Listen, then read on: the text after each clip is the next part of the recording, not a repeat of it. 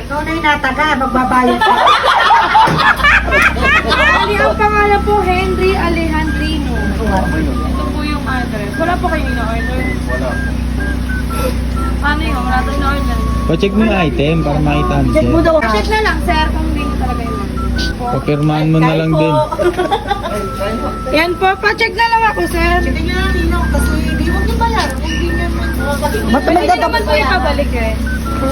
Papapirmahan na lang po yung item. Kaso wala yung babayad, baka singilin. Kayo niloloko nyo kami, Hindi. prank yan. Hindi po ma'am. Alin yung titingnan? Saan ba nakalagay? Nandiyan sa loob, buksan mo na lang dyan.